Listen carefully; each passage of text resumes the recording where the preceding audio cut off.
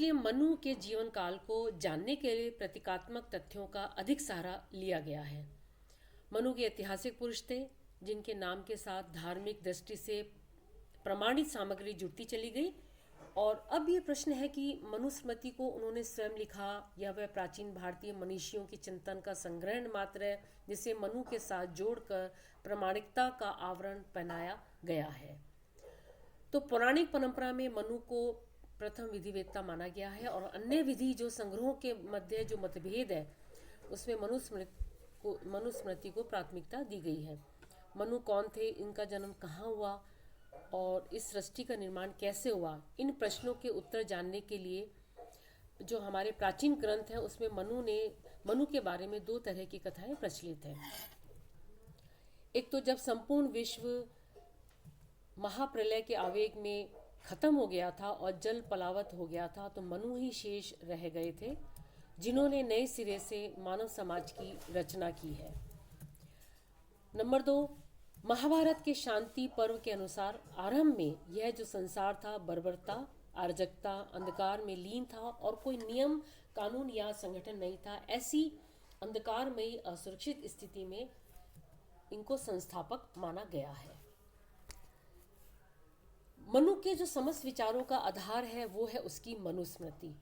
लेकिन मनु के जीवन काल के विषय में मतभेद होने के कारण यह कहना कठिन है कि मनुस्मृति की रचना कब हुई। मनुस्मृति में ऐसे श्लोक और विचार हैं जो अति प्राचीनतम स्मृति है। यहाँ तक कि महाभारत में भी कई स्थानों पर मनु का जिक्र आता है।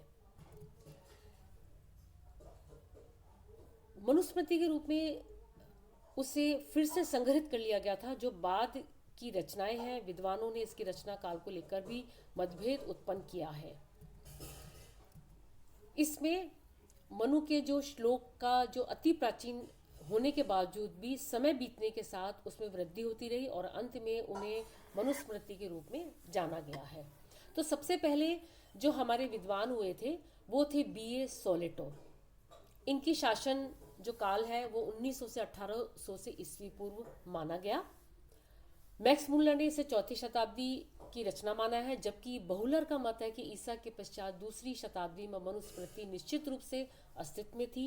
और के.पी. जायसवाल हुए थे और पी.बी. काणे ने भी बहुलर के जो मत है उनका समर्थन किया। उल्लेखनीय है कि भारत में मनुस्मृति का जो सर्वप्रथम मुद्रण है या उसका प्रकाशक है 1813 में कलकत्ता में हुआ था। अब हम आगे चलें तो हम जब इस मनुस्मृति के ग्रंथ के बारे में पढ़ते हैं तो मनु द्वारा जो एक रचित ग्रंथ है वो है मनुस्मृति। ये बार बार मैं आपको बतलाऊंगी कि ये 1 नंबर का क्वेश्चंस भी आता है, 2 नंबर में भी पूछा जाता है कि इसके कौन कौन से अध्याय है। तो आपको जान लेना आवश्यक है कि जो हमारे भारतीय राजनीतिक चिंतन मनु, शुक्र, कौटिल्य, इनकी जो ग्रंथ है उनका क्या क्या नाम है। तो जो मनुस्मृति है इसे मन संहिता, मानव धर्मशास्त्र आदि कई नामों से जाना जाता है। तो मनु द्वारा रचित ये जो ग्रंथ है प्राचीन सामाजिक राजनीतिक व्यवस्था का आधारभूत ग्रंथ है और वेदों के बाद भारत के उपलब्ध साहित्य में मनुस्मृति का बड़ा महत्वपूर्ण स्थान प्राप्त है। और इसकी जो रचना है उसके बारे में मैंने आपको पहले बताया था। तो इस ग्रंथ का जो रचना काल है वो 300 ईस्वी से 200 ईस्वी पूर्व तक का माना गया है।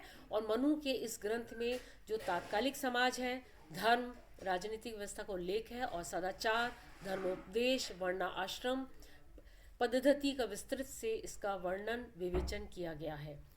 तत्कालीन समाज पर मनुस्मृति का काफी गहरा प्रभाव है और तत्कालीन समाज में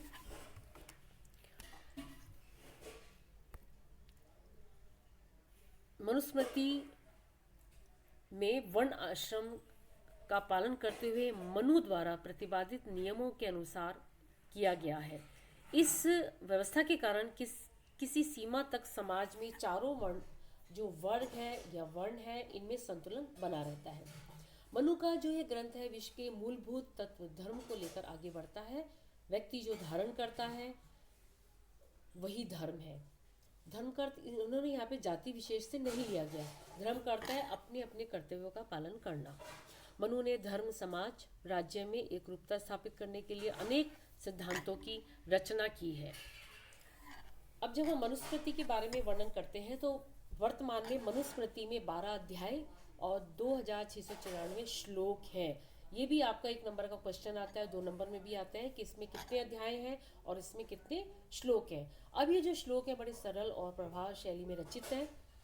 इसमें 12 अध्याय जैसे नंबर 1 संसार की उत्पत्ति, नंबर 2 जाति कर्म संस्कार विधि और ब्रह्मचर्य, नंबर 3 पंच महायज्ञ नित्य श्राद्ध विधि, नंबर 4 स्नातक के नियम, 5वां भक्ष्य तथा अभक्ष्य पदार्थ यानी कौन सी चीज़ें हमें खानी चाहिए कौन सी नहीं खानी चाहिए, 6वां वानप्रस्थ तथा संन्यासाश्रम, 7वां व्यवहार के मुकदमों का निर्णय, कर ग्रहण यानी ये राज्य के संबंध में कहा गया और हमारा राजधर्म क्या है, 8वां साक्षियों के प्रश्न विधि यानी जो गवाह के रूप में साक्ष्य पेश किए जाते हैं उनसे प्रश्न पूछने का तरीका या कानून, 9वां स्त्री और पुरुष के धर्म संबंधी कानून, इन दोनों के बारे में अलग अलग कहा गया है और इसमें संपत्ति का विभाजन के बारे में भी बात की गई है, 10वां आपत्ति काल के कर्तव्य और धर्म, आपत्ति काल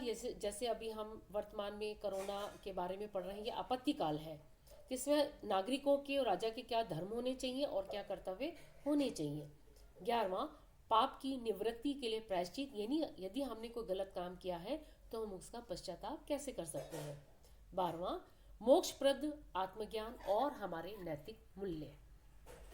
ये जो 12 अध्याय हैं ये पूरे कर्म संस्कार हिंदू रीति पौराणिक के अनुसार बताए गए हैं। तो अब हम ये कह सकते हैं कि मनुस्मृति की जो उपयोग अध्याय योजना में मानव जीवन के अधिकांश पक्षों को शामिल करते हुए उनके नियमन के लिए आचार संहिता प्रस्तुत की गई है जो तात्कालिक परिस्थितियों जीवन मूल्यों पर आधारित है, और यही जो आचार संहिता है इसके बाद की समाज व्यवस्था और मूल्यों के नियमन पर बनी हुई है। तो ये था हमारे इनिशियल स्टेज पे जो मैंने आपको मनु का परिचय दिया है और मनु ने जो मनुस्मृति लिखी है उसमें कौन से अध्याय हैं। हम क्योंकि ये फर्स्ट ईयर का अपना सिलेबस है, हम जैसे जैसे सेकेंड ईयर थर्ड ईयर में जाएंगे तो जनरली हमने क्या पढ़ा है कि 2 तरह की विचारधाराएं हैं, एक तो है भारतीय और एक है पाश्चात्य। अब तक हमने जो राजनीति विज्ञान में पढ़ा है वो पढ़ा था हमने पाश्चात्य राजनीतिक विचारक, उन्होंने राज्य के संदर्भ में क्या कहा और उन्होंने कौन कौन से कर्तव्य मूल अधिकार बताए हैं। लेकिन हमारे जो भारतीय राजनीति विचारक है उन्होंने भी समाज और राज्य के बारे में क्या गया है, ये हमारा राजनीति विज्ञान का जो हमारा सेकंड पेपर है उसके बारे में हमने अध्ययन किया है।